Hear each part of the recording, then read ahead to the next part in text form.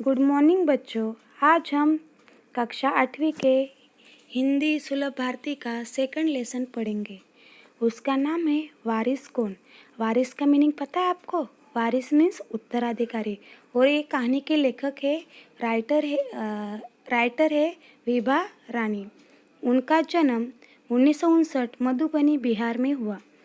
परिचय। बहुआयामी प्रतिभा की धनी विभा रानी हिंदी व मैथिली की राष्ट्रीय स्तर की लेखिका है।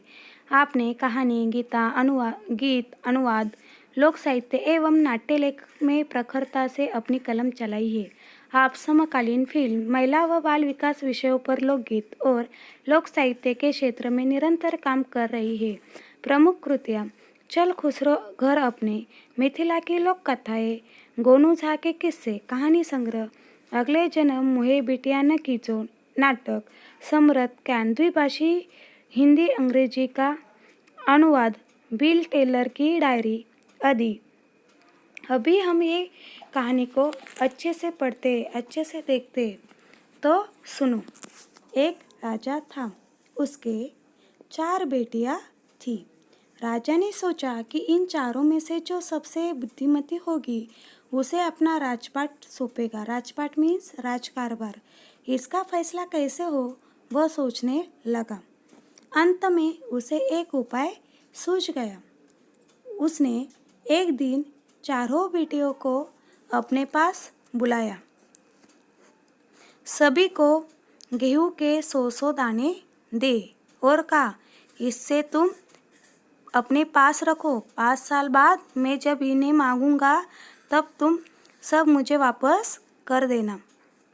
गेहूं के दाने लेकर चारों बहनें अपने अपने कमरे में लौट आई। बड़ी बहन ने उन दानों को खिड़की के बाहर फेंक दिया। उसने सोचा, आज से 5 साल बाद पिताजी को गेहूं के इन दानों की याद रहेगी क्या? और जो याद भी रहा तो क्या हुआ, भंडार में से लाकर दे दूंगी।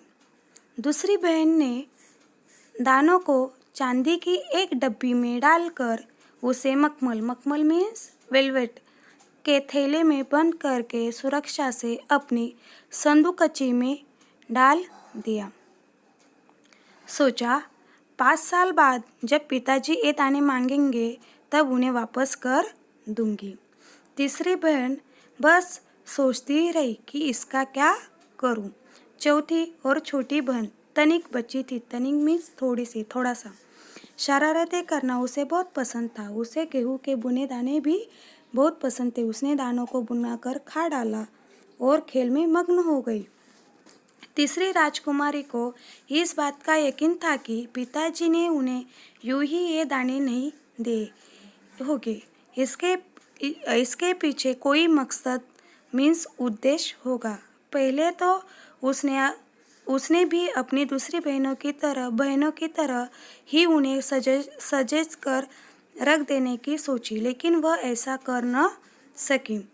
2-3 दिनों तक वह सोचती रही। फिर उसने अपने कमरे की खिड़की के पिछले वाले ज़मीन में वो दाने बो दिए।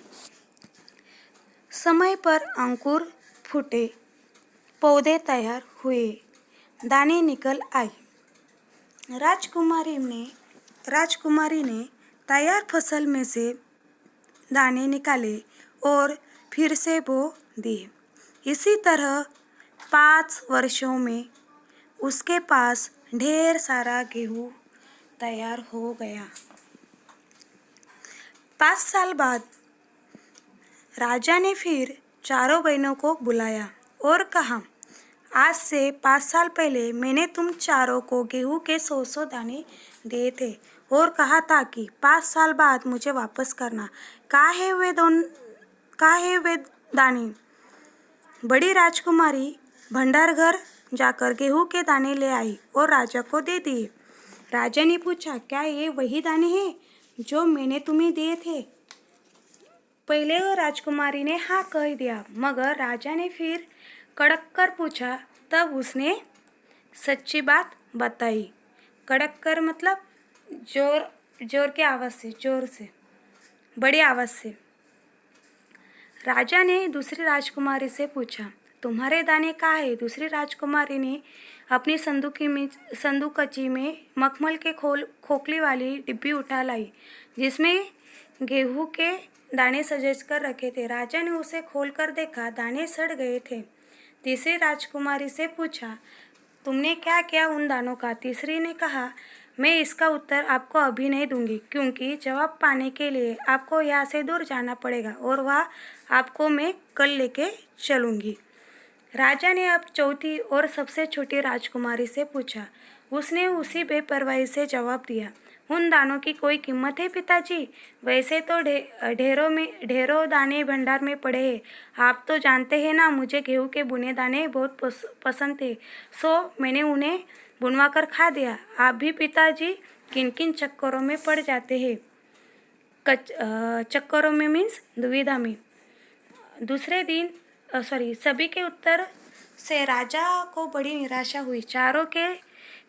चारों में से अब उसे केवल तीसरी बेटी से थोड़ी उम्मीद थी। उम्मीद मतलब आशा थी। दूसरे दिन तीसरी राजकुमारी राजा के पास आई।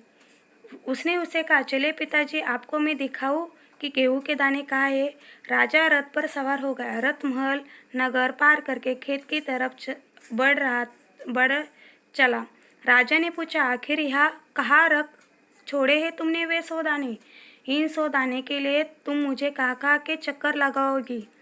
तब रथ एक बड़े हरे भरे खेत के सामने आकर रुक गया। राजा ने देखा, सामने बहुत बड़े खेत में गेहूं की फसल थी।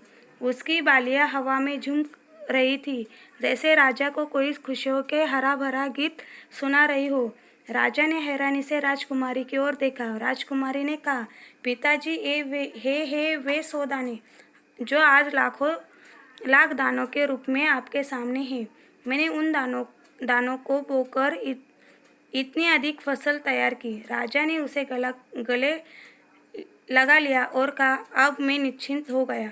तुम ही मेरे राज्य की सच्ची उत्तराधिकारी हो। अभी आप लोगों का होमवर्क है, इसके नीचे जो क्वेश्चन है उसके आंसर अपने नोटबुक में लिखो। Thank you.